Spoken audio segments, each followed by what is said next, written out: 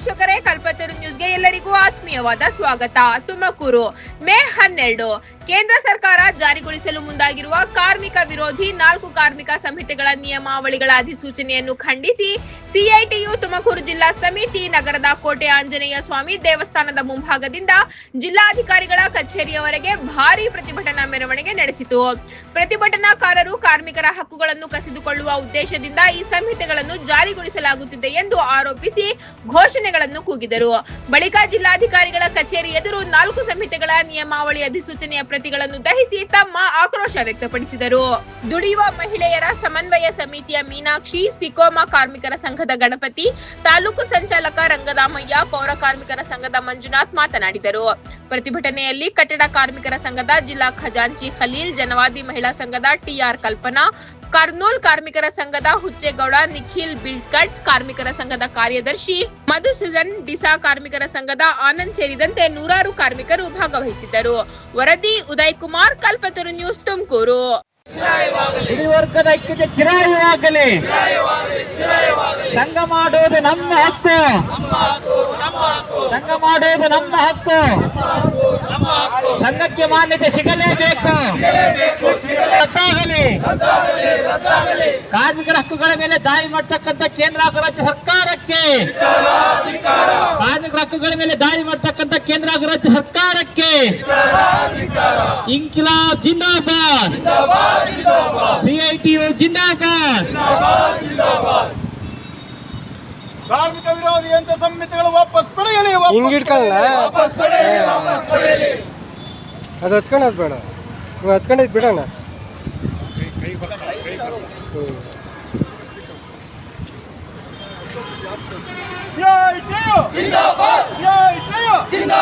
ಕಾರ್ಮಿಕರನ್ನು ಗುಲಾಮಗಿರುವ ಕೇಂದ್ರ ಮೋದಿ ಸರ್ಕಾರಕ್ಕೆ ಧಿಕ್ಕಾರ. 4 ಸಂಹಿತೆಗಳು ವಾಪಸ್ ಪಡೆಯಲೇಬೇಕು. ಕಾರ್ಮಿಕರನ್ನು ಕೇಂದ್ರ ಸರ್ಕಾರಕ್ಕೆ ಧಿಕ್ಕಾರ. ರಾಜ್ಯ ಸರ್ಕಾರ ಕಾರ್ಮಿಕರ ಸಾರ್ವಜನಿಕ ಬಂಧುಗಳೇ ಹಾಗೂ ತಮ್ಮ ಶ್ರಮಶಕ್ತಿಯನ್ನು ಮಾರಿಕೊಂಡು ದಿನ ದುಡಿಮೆಯಲ್ಲಿರ್ತಕ್ಕ ಈ ದಿನ ನಾವು ಪ್ರತಿಭಟನೆ ಹಮ್ಮಿಕೊಳ್ಳಲು ಕಾರಣ ಇಷ್ಟೇ. ನಮ್ಮನ್ನು ಆಳ್ತಾ ಇರ್ತಕ್ಕಂಥ ಕೇಂದ್ರ ಸರ್ಕಾರ ಹಿಂದೆ ಇದ್ದಂಥ 29 ಕಾನೂನುಗಳನ್ನು ರದ್ದು ಮಾಡಿ 4 ಸಂಹಿತೆಗಳನ್ನು ಜಾರಿಗೆ ತಂದಿದೆ. ಅದರ ಜೊತೆಯಲ್ಲೇ ರಾತ್ರಿ ಪಾಳಿಯಲ್ಲಿ ಹೆಣ್ಣು ಮಕ್ಕಳನ್ನು ದುಡಿಸ್ಕೊಳ್ಳಿಕ್ಕೂ ಸಹ ಈ ಸಂಹಿತೆಯಲ್ಲಿ ಒಳಗೊಂಡಿದೆ.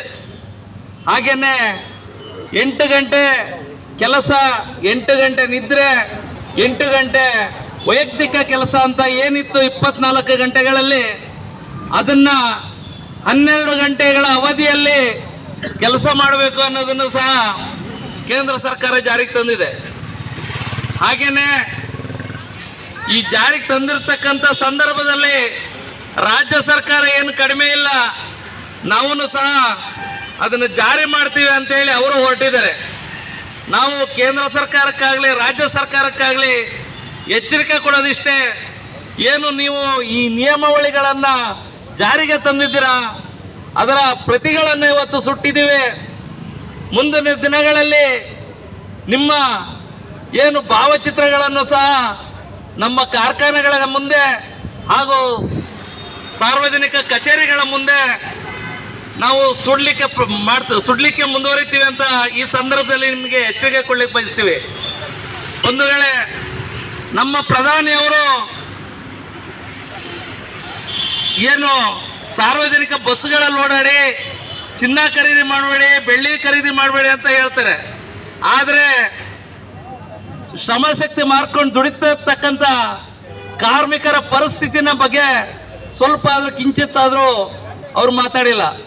ಏಕೆ ಅಂತ ಅಂದರೆ ಅವರ ಸ್ನೇಹಿತರಾದಂಥ ಕಾರ್ಪೊರೇಟ್ ಕಂಪ್ನಿಗಳಾದಂಥ ಅದಾನಿ, ಅಂಬಾನಿ, ಇನ್ನೂ ಅನೇಕ ಏನು ಟಾಟಾ ಬಿರ್ಲಾ ಅಂತವರ ಕಾರ್ಪೊರೇಟ್ ಕಂಪ್ನಿಗಳಿದ್ದಾವೆ, ಅವರಿಗೆ ಈ ಕಾರ್ಮಿಕರನ್ನ ಮಾರಾಟ ಮಾಡಲಿಕ್ಕೆ ಹೊರಟಿದ್ದಾರೆ. ಅವರ ಶ್ರಮಶಕ್ತಿಗೆ ತಕ್ಕಂತಹ ಸರಿಸಮಾನಾದಂತಹ ಒಂದು ವೇತನ ಪರಿಷ್ಕರಣೆ ಇಲ್ಲದೆ ಅವರು ಕಾರ್ಪೊರೇಟ್ ಕಂಪನಿಗಳ ಪರ ಮಣೆ ಹಾಕಿ ನಡೀತಿದ್ದಾರೆ. ಹಾಗಾಗಿ ಮುಂದಿನ ದಿನಗಳಲ್ಲಿ ನೇನು ನಮ್ಮ ದೇಶದ ಕಾರ್ಮಿಕರು ನಿಮ್ಮ ಮೇಲೆ ಮುಗಿ ಬೀಳೋದು ದೂರ ಇಲ್ಲ. ನೀವು ಏನಿದೆ ಈ 4 ಸಂಹಿತೆಗಳು ಏನಿದೆ ಅದನ್ನ ವಾಪಸ್ ಪಡೆದೇ ಇರ್ತಕ್ಕಂಥ ಸಂದರ್ಭದಲ್ಲಿ ನಾವು ಮುಂದಿನ ದಿನಗಳಲ್ಲಿ ಒಂದು ದೊಡ್ಡ ಹೋರಾಟನ ಮಾಡ್ತೀವಿ ಅಂತ ಹೇಳ್ತಾ ನಿಮಗೆ ಈ ಮೂಲಕ ಎಚ್ಚರಿಕೆಯನ್ನು ಕೊಡ್ತಾ ಇದ್ದೇವೆ. ಹಾಗಾಗಿ ಇಲ್ಲಿ ಮಾತಾಡಲಿಕ್ಕೆ ಅವಕಾಶ ಕೊಟ್ಟಂತ ತಮ್ಮೆಲ್ಲರಿಗೂ ವಂದಿಸಿ ನನ್ನ ಮಾತು